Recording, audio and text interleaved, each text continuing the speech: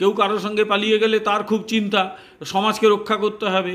এবং তাকে যিনি প্রোটেকশন দেন ওই এমএলএ, তিনি আবার বলছেন যে মুসলিম রাষ্ট্রেতে এসব হয়। উনি ভেবেই নিয়েছেন যে চোপড়াটা মুসলিম রাষ্ট্রের একটা অঙ্গ, ওটার মানে ভারতবর্ষের মানে ধর্মনিরপেক্ষ রাষ্ট্রের অঙ্গ নয়। ফলে এই যদি পরিস্থিতি হয়, আমার ধারণা গোটা পশ্চিমবাংলায় প্রশাসন তো ভেঙেই পড়েছিল, এবার সমাজ ব্যবস্থাটাও ভেঙে গেছে। এই যে চোপড়ায় ঘটেছে কি তাজিমুল নাকি, এর আগেও একটা কাপল তাদের নাকি 3 দিন ধরে পিটিয়েছিল ঘরে ঢুকিয়ে। আমার কথা, ওর কোথাকার কোন হরিদাস পাল, ভোটে লিড দিয়েছে সুতরাং যা খুশি তাই করবো, বাড়াবাড়ি করলে তোমাকে সাপোর্ট করবো না, অর্থাৎ ঘুরিয়ে থ্রেট দিয়ে দিল শাসক দলকে যে ভোটে কিন্তু লিডটা আমি করি। পশ্চিমবাংলার মহিলাদের মানে বিবেস্ত্র করতেই একেবারে রেডি হয়ে আছে নাকি, আমি ঠিক বুঝে উঠতে পারছি না। ওই ছোটোবেলায় মা মাসিদের একটা কথা শুনছিলাম নাকি, নিজের বেলায় আঁটি সাঁটি, পরের বেলায় দাঁত কপাটি, এদের তাই। আমার শাসন ব্যবস্থায় যা চলছে ইটস ওকে ফাইন, আর বাইরে কিছু হলে ধরবো।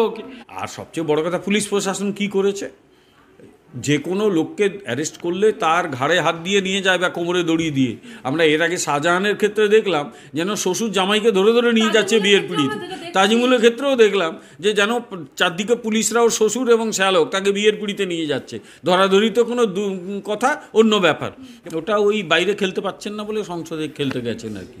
বাইরে বয়স টয়স বেড়ে গেছে তো, কোথায় হসপিটাল নিয়ে যেতে হবে, পড়ে গিয়ে জখম হবে, ওই জন্য সংসদে দাঁড়িয়ে দাঁড়িয়ে চুকিতকিত খেলছে। ছোটোবেলায় আমরাও চুকিতকিত খেলতাম, তো উনি হয়তো নিজেকে বাচ্চা ভাবছেন, খুব সিরিয়াসলি ওনাকে নেয় কেউ তো সিরিয়াসলি নেয় না। ফলে সংসদেই চুকিতকিত খেলেন। কখনও উপরাষ্ট্রপতি কেমন হাঁটাচলা করেন, ঘাড় মুড়ে দেখান, ভালো, খুব খারাপ না, মোটামুটি এগুলোকে মানে সার্কাসে পরিণত করে দিয়েছেন রাজনীতিটাকে। আর সবচেয়ে বড় কথা, এদের দমন করতে গেলে, আমি আবার বলছি, এদের জব্দ করতে গেলে যোগী আদিত্যনাথকে দরকার। পশ্চিমবাংলায় এই সমস্ত অপদার্থ অপগণ্ড এদের দিয়ে শাসন ব্যবস্থা চলে নাকি? যোগী আদিত্যনাথকে দরকার ছিল, এরা 3 দিনে সিধে হয়ে যেত, হয়তো হবে একদিন, ততদিনে পশ্চিমবাংলা বড্ড ক্ষতি হয়ে যাবে। ক্ষমতা যখন পাগলকে, হিটলারকেও পাগল বানিয়েছিল, হিটলার কথা শুনেছিল, হিটলারের ধ্বংসই দিয়ে মানে নাৎসিবাদ শেষ হলো, এও যাবে, কিছু করার নেই, আজ হোক কাল। মানে এগুলো হচ্ছেটা কি আমি ঠিক বুঝে উঠতে পারছি না, যে আধুনিক মহাভারতের কি মানে দুর্যোধনের সভা তৈরি করছে, যে দ্রৌপদীর বস্ত্রহরণ হয়েছিল, কিন্তু এটা বুঝে রাখুক, এরকম জেনেও রাখুক, দ্রৌপদীর বস্ত্রহরণ করতে গিয়ে গোটা কুরুবংশ নির্বংশ হয়ে গিয়েছিল, কিন্তু বাঁচেনি, শেষ হয়ে গিয়েছিল। আমি জানি না এদেরও নির্বংশ হওয়ার সময় হয়ে গেছে কিনা। কলকাতা পুলিশের বোধ আইজি নাকি, তিনি যাচ্ছেন, তিনি একটা নৌকো করে কোথায় বেরিয়ে পড়লেন, কেউ জানলো না, কিছু রহস্যজনক কাণ্ড কারখানা ঘটছিল। তারপর শেখ শাহজাহান গ্রেপ্তার হয়েছিলেন, এবার ইনিও জয়ন্তবাবু গ্রেপ্তার হবেন, পুলিশ তাকে জামাইয়ের মতো আদর করে নিয়ে যাবে, শাসক দলের নেতা বলে কথা দেয়। তো উনি কি মদন বাবা হয়েছেন নাকি? আজকাল উনি তো পলিটিশিয়ান, বাবা তো হননি এখনও, উনি কি সব ছেড়ে ছুড়ে এবার কানে মন্তর দিচ্ছেন নাকি? আর এ বলে ওকে দেখ, সে বলে একে দেখ, এ সৌগত রায়ের দিকে ঠেলে, সৌগত রায়ের দিকে ঠেলবে, আর কি হবে? আরে ভাঙর কে কেড়ে নিতে যাচ্ছে? আবার কেড়ে নিলে কেন কেড়ে নেবে? ভাঙর কেড়ে নেওয়ার জিনিস নাকি? আর যদি কেউ সত্যি কেড়ে নিতে চায়, সেটা কি খুব বৈধ হয় কাজটা? সেদিন মিটিংয়ে পশ্চিমবঙ্গের মুখ্যমন্ত্রী তার একজন মন্ত্রীকে দেখিয়ে বললেন সল্টলেকেও লোক বসায়, এবং তার জন্য টাকা নেওয়ার অভিযোগ উঠল। সেখানে সেক্রেটারিরা ছিল। আমি যতটুকু প্রশাসন বুঝি, তাতে প্রশাসনিক স্তরে সর্বোচ্চ জায়গায় থাকেন মন্ত্রীরা, মন্ত্রীদের নিচে থাকেন সেক্রেটারিরা, মন্ত্রী নির্দেশ দেন, সেক্রেটারিরা মানেন। আচ্ছা, সেদিন তখন ওই মন্ত্রী তো একবারও প্রতিবাদ করলেন না যে ম্যাডাম আপনি ভুল বলছেন, আমি কখনো এই কাজটা করিনি, বা ফিরে এসে যদি তিনি অপমানিত হতে পারতেন, উনি তো পদত্যাগপত্রটা পাঠাতে পারতেন। উনি কিচ্ছু করেননি, মানে উনি মেনে নিয়েছেন ওই কাণ্ডটি করছেন, তারপর তিনি মন্ত্রী আছেন এবং সদস্য আছেন বিধানসভা। আমার কথা হচ্ছে, আগে ওখানে যে ধর্নাগুলো হয়েছিল তখন কি 144 ছিল না, 142 নম্বর ছিল নাকি? এখন 144 হলো, তো তখন অ্যালাউ করা হলো কেন? পুলিশ অ্যালাউ করলো কি করে? এখন হঠাৎ 144 দেখাচ্ছে কেন? কোচবিহার থেকে শ্যামনগর সর্বত্র ঘটনা তো একই ঘটল। কোচবিহারের মাথাভাঙাতে একজন মহিলাকে কিছু মহিলা মারতে মারতে বিবস্ত্র করে টেনে নিয়ে গেল। সে মহিলা কাপড় পরার জন্য আকুতি করছে, আর এই শাসক দলের মদতপুষ্ট কিছু মহিলা তার কাপড় খুলে তাকে একেবারে টানতে টানতে নিয়ে যাচ্ছে এবং তাকে সাপোর্ট করছে কিছু ছেলে। আবার শ্যামনগরেও তাই দেখলাম, জগদ্দল অঞ্চলে একজন মহিলাকে বিবস্ত্র করে মাঝখানে ঘটে গেছে আরও কিছু ঘটনা, যেরকম চোপড়াতে একজন মহিলাকে নীতি পুলিশের ভূমিকা পালন করছে শাসক দলের একজন তাজমুল কি যেন, এমন মারছে, একটা লাঠি দিয়ে হচ্ছে না, লাঠির গোছা দিয়ে পেটাচ্ছে, ছেলেটাকে পেটাচ্ছে, ফেলে রেখে দিয়েছে, গোটা শরীর থেকে কাপড় টাপড় উঠে গেছে। কিন্তু ভারতীয় পুরাণ যদি আমরা ফলো করি, যে দ্রৌপদীর বস্ত্রহরণ করেই কিন্তু কুরুবংশ একদম নির্বংশ হয়ে গেছিল, এবং সেটা ওরা করেছিল ক্ষমতার দাপটে, আমি কত ক্ষমতাশালী দেখানোর জন্য, কিন্তু বোঝা গেল সেই ক্ষমতা কিন্তু আলটিমেটলি ওদের ধ্বংসের কারণ হয়েছে। ফলে এরা তো মানে অশিক্ষিত মূর্খের দল, এরা তো ইতিহাস থেকে শিক্ষা নেয় না, পুরাণ থেকেও শিক্ষা নেবে না। আমি শুধু মনে করিয়ে দিই যে এগুলো মানুষ কখন করে, যখন তার ধ্বংসের সময় উপস্থিত হয়ে যায়। কারণ অপরিমিত ক্ষমতা, আনকন্ট্রোলেবল পাওয়ার একটা মানুষকে উন্মাদ করে দেয়, এবং এরা উন্মাদ, লুনাটিক হয়, দে হ্যাভ বিকাম লুনাটিক। এবং এই লুনাটিক হওয়াটা কিন্তু নিশ্চিন্ত পতনের একেবারে প্রায় প্রথম নয় শেষ ধাপের দিকে এরা পৌঁছে গেছে। না শুধু পুলিশের নিষ্ক্রিয় ভূমিকা নয়, এখানে একটু বড় স্পেকট্রামে ভাবার চেষ্টা করো। পুলিশ শাসক দল যা বলছে তাই করছে। এ রাজ্যে বিরোধীদের বিরুদ্ধে কটা গাঁজার কেস দেওয়া যায়, এবং যত গাঁজার কেস দিয়েছে টোটাল পরিমাণ ওজন গোটা ভারতবর্ষে অত গাঁজার উৎপাদন হয়েছে কিনা সন্দেহ, তাও গাঁজা দিয়ে দিয়েছে, এত গাঁজা কেস দিয়েছে। এবং এই শাসক দলের কিছু নেতা কর্মীকে প্রোটেকশন দেওয়াই এদের কাজ। আর যত মানে বিজেপি কর্মী কেউ যদি আন্দোলন করতে যায়, কারোর নামে গাঁজা কেস, কারোর নামে ডাকাতি কেস, এই হচ্ছে পুলিশের কাজ। এবং যেহেতু পুলিশ তার ভূমিকা পালন করছে না, ফলে ওই তাজিমুলের মতো লোকগুলোই ভূমিকা পালন করছে। তারা এক একজন স্বঘোষিত নেতা, স্বঘোষিত মানে মানুষকে শাস্তি দানকারী। এই স্থানীয় ভিত্তিতে এই লোকগুলো শাসক দলকে ভোট আনিয়ে দেয়, আর শাসক দল নির্বাচনে জেতার জন্যে যে কোনো লেভেলে চলে যেতে পারে, যে কোনো লেভেলে যা খুশি তাই করতে পারে। একাধিক উদাহরণ আছে। এবং এবারে আমরা দেখছি এই শ্যামনগরে ওখানকার এমএলএ তো ইসলামিক রাষ্ট্রের কথা বললো, মুসলিম রাষ্ট্রে এসব হয়েই থাকে, তার সঙ্গে আরও কতগুলো কথা বললো সে। 1 লক্ষ ভোটে এখানে আমরা তৃণমূলকে লিড দিয়েছি, মানে চোপড়া 1 লক্ষ ভোটে তৃণমূলকে লিড দিয়েছে, না মনে করিয়ে দিচ্ছে, যাই করো না কেন 1 লক্ষ ভোটে লিড দিয়েছি, ও তো মাথা কিনে নিয়েছে, করিয়েছি। এবং এই যে ওখানকার এমএলএ এত দীর্ঘদিন ধরে এই অঞ্চলে যে দাপটেও রাজনীতি করছে, পশ্চিমবাংলার অন্য কোনো দাপুটে নেতা আছে বলে আমার অন্তত জানা নেই। বহুদিন বহু বছর ধরে তার দাপট সেখানে রয়েছে, এবং সবাই ওকে সমঝে চলে, সমঝে চলবেই। কারণ তার যা কথাবার্তা, তার যা আচার আচরণ, এবং তার সঙ্গে তাজিমুল, তার সঙ্গে কাকে যেন একটা পাওয়া গেল, কি গির নাকি, ও গির অরণ্য থেকে এসছে কিনা বলতে পারবো না, তিনি একজন মোহাম্মদ গির নাকি, তিনি হচ্ছেন তার আরেক সাগরেদ। মানে এর সাগরেদ হচ্ছে এমএলএ, সাগরেদ হচ্ছে ওই তাজিমুল, তাজিমুলের সাগরেদ আবার গির। মানে একটা রাজনৈতিক ব্যবস্থা, সামাজিক ব্যবস্থা কিভাবে চলে বুঝে নাও, অর্থাৎ এরাই চালায় সামাজিক ব্যবস্থা। এদের হাতে যদি ক্ষমতা থাকে তো এরাই লোককে পিটবে। একটা কথা বলি, সেটা হচ্ছে উত্তরপ্রদেশে যা ঘটেছে তার জন্যে যোগী আদিত্যনাথ কঠোরতম ব্যবস্থা নিয়েছেন। ইতিমধ্যে সে গডম্যানকে পুলিশ খুঁজে বেড়াচ্ছে, এবং তাকে ধরবে আজ হোক কাল। এবং সেখানে কি করে এই ঘটনা ঘটলো তো অলরেডি তদন্ত নির্দেশ দিয়ে দেওয়া হয়েছে, তার একটা স্পেশাল টিম গঠন করে দেওয়া হয়েছে। কি হয়েছে পশ্চিমবাংলায়? ধামা চাপা দেওয়ার চেয়ে এখানে গাজোয়ারি করে যা হয়েছে হয়েছে, অত কথা বলার কি আছে, এই হচ্ছে মনোভাব। যেরকম এবারে লোকসভা নির্বাচনে এমন একজনকে দাঁড় করানো হয়েছিল, তার বিরুদ্ধে দাঙ্গার অভিযোগ আছে, তারপরেও তো যা করেছি বেশ করেছি, এই মনোভাব। আসলে কেউ যদি অন্যায় করেও বারবার জিতে যায়, তার মধ্যে এই ঔদ্ধত্যটা তৈরি হয়ে গেছে। এদের কে কার সঙ্গে যাবে না যাবে সে তো তার ব্যাপার, তার হাজব্যান্ড ওয়াইফ আছে, তো তারা তো সেটেল করবে নিজেদের মধ্যে। উনি কি হরিদাস পাল? আমার কথা হচ্ছে তার হাজব্যান্ড ওয়াইফ ডিসিশন নেবে। তার ওয়াইফ যদি মনে করে হাজব্যান্ড অন্যায় করছে, কোর্টে গিয়ে ডিভোর্স নেবে। তার ওয়াইফ যদি মনে করে, হাজব্যান্ড যদি মনে করে না আমার ওয়াইফের সঙ্গে আমি থাকতে পারছি না, কোর্টে গিয়ে ডিভোর্স নেবে। এই সব না করে এদের মারার অধিকারটা কি দিয়েছে? আসলে এরা মানুষকে দেখাতে চায়, দেখো আমি এখানকার রাজা, আমার কথা মেনে চলতে হবে, ভোটটা আমার কথা অনুযায়ী দিতে হবে। আলটিমেটলি তো ওই ভোট, আমি হচ্ছে রাজা, এখানে অন্যায় করলে আমিই পিটিয়ে সিধে করব, আমি হচ্ছে এখানকার হরিদাস পাল। শাহজাহানকে 52 দিন লেগেছিল, এটা 53 দিন হতে পারে, অসুবিধা কী আছে? শাহজাহান 52 দিনে ধরা পড়েছিল, তার আগে সবাই বলতো কোথায় আছে, সবাই জানতো। ওখানে পুলিশ যাচ্ছেন, কলকাতা পুলিশের বোধ আইজি নাকি, তিনি যাচ্ছেন, তিনি একটা নৌকো করে কোথায় বেরিয়ে পড়লেন, কেউ জানলো না, কিছু রহস্যজনক কাণ্ড কারখানা ঘটছিল। তারপর শেখ শাহজাহান গ্রেপ্তার হয়েছিলেন। এবার ইনিও জয়ন্তবাবু গ্রেপ্তার হবেন, পুলিশ তাকে জামাইয়ের মতো আদর করে নিয়ে যাবে। শাসক দলের নেতা বলে কথা, নেতাদের ভোটে জিতিয়ে দেন বলে কথা, কি আর করা যাবে? এইভাবেই শাসন ব্যবস্থা চলছে পশ্চিমবাংলায়। পশ্চিমবাংলাটা এরকমই জায়গায় পৌঁছে গেছে। ওই পৌরসভার কামারহাটি পৌরসভার একজন পৌর প্রতিনিধি, তিনিও নাকি মদন মিত্রের ঘনিষ্ঠ, তাকেই মেরে ফেলে দিল একজন মহিলা, তিনি নাকি আবার অভিনেত্রী। এরা আবার কাকে ছাড়ে? এরা কাউকে ছাড়াছাড়াই ব্যাপার নেই, এখন এটাই চলছে। এবং এরা একটা মহিলাদের দিকে বহুদিন ধরে নজর দিচ্ছে।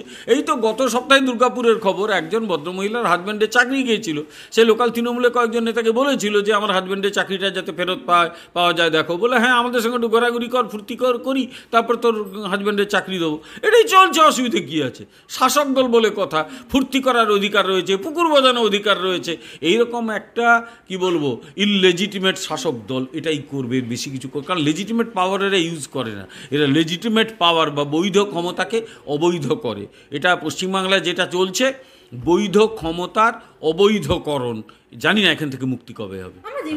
গুজব যখন ছড়ায় আগুনের মতো ছড়ায়, বিশেষত এখনকার এই সোশ্যাল মিডিয়ার যুগে আগুনের মতো গুজব ছড়ায়, এবং সেই মানুষ সেখান থেকে একেবারে মানে পাগল হয়ে যায়, উন্মত্ত হয়ে যায়। এটা এক ধরনের কি বলবো মাস হিস্টিরিয়া। আমি আবার বলছি, এটাকে কিন্তু আটকে দেওয়া যায়। পুলিশ যদি সতর্ক হয় এবং যারা গণপিটুনি করছে তাদের ধরে যদি দৃষ্টান্তমূলক শাস্তি দেয়, ওদের মনে করিয়ে দেওয়া হয় যে তুমি মারার কে, অন্যায় করে থাকলে পুলিশকে দেবে, তুমি কিছু করতে পারো না, তাহলে কিন্তু এই প্রকোপটা কমবে। কিন্তু এই রাজনৈতিক যারা নেতাদের মদতে অন্যায় করে তাদের তুমি কি করে আটকাবে? তারা তো অবৈধ ক্ষমতা ব্যবহার করছে, ওদের নিয়ে তো সমস্যা বেশি। আমি গণপিটুনিটা অত্যন্ত অন্যায় গুরুত্বপূর্ণ বিষয়, কিন্তু অসহিষ্ণুতার কারণ হচ্ছে যে সহিষ্ণুতার মতো কিছু পাচ্ছে না। তো তারা দেখছে যে শাসক দল যা খুশি তাই করছে, টাকা কামাচ্ছে, অন্যায় করছে, বেঁচে যাচ্ছে, বিরোধী দলকে পিটিয়ে সিধে করে দিচ্ছে, তারপর ওদের কিছু হচ্ছে না। মানুষ বলছে আমরাও করি, ওই নেতারা অন্যায় করলে আমিও করবো না কেন? সিনেমার লোকে যেরকম ফলো করে, পলিটিশিয়ানদেরও তো ফলো করে, তারা যদি অন্যায় করে আমি করবো না কেন? আমিও করে নিজের মতো কাজ করে নিই। সুতরাং এটা এক ধরনের কী বলবো মানে এপিডেমিক, অন্যায় করার এপিডেমিক, সেটাই চলছে। শাসক দল অন্যায় করছে, বাকিরাও করছে। হাতে বন্দুক নিয়ে একটি ছবি টবি নেবে, তার সাঁকড়ের 4টে বন্দুক দিয়ে ধরবে, এটাই তো পশ্চিমবাংলাকে তীর্থের ব্যাপার।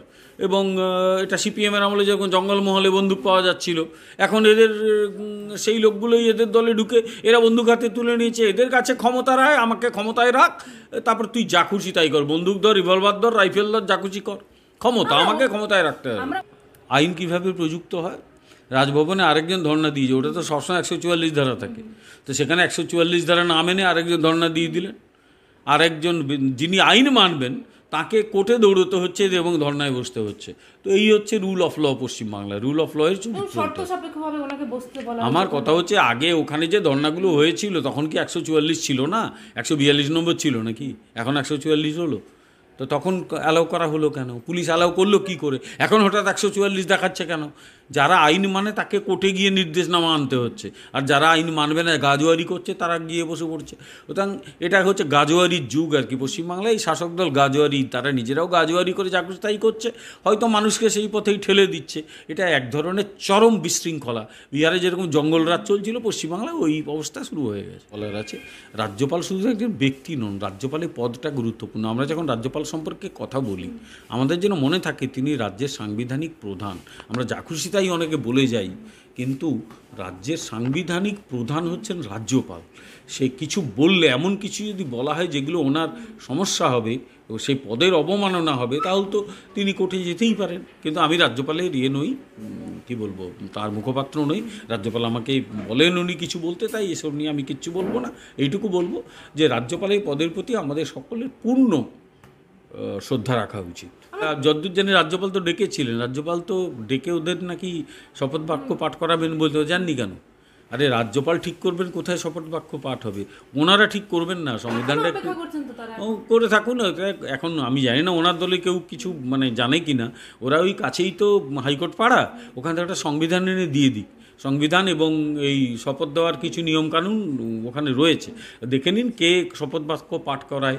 ওনাদের কথায় চলে না, এটা সংবিধান অনুযায়ী রাজ্যপাল ঠিক করে দেবেন, সেটা উনি নিয়ে নিন না। ওনারা মানুষ তো এখানে মানে সেবা কার্য পাচ্ছে না, ওরকম বসে থেকে এসব করলে হবে? এখন ভাঙড় কি আছে ওনার হাতে আর? কারণ কিছুদিন আগে ভাঙড়ের আরেকজন নেতা, তিনিও খুব বড় নেতা, সিপিএমের আমল থেকে নেতাগিরি করছেন, আগে সিপিএম এখন তৃণমূল, তিনি তোর কী সব মানে সুপারি কিলিং টিলিং বললেন, শুনলাম আমি টিভিতে। ফলে আমি জানি না উনি ভাঙড়কে কিভাবে রক্ষা করবেন সে তো আমি জানি না। এখন ভাঙড় রক্ষা করবে সাধারণ মানুষ, সেখানে ইনিকে উনিকে আমি কিছু বলতে পারবো না। এটা তো সে আরেক চোপড়ার কেস হলো। এরা রক্ষা করার কে বা এরা ধ্বংস করার কে? আরে ভাঙড় কে কেড়ে নিতে যাচ্ছে? আবার কেড়ে নিলে কেন কেড়ে নেবে? ভাঙড় কেড়ে নেওয়ার জিনিস নাকি? আর যদি কেউ সত্যি কেড়ে নিতে চায় সেটা কি খুব বৈধ হয় কাজটা?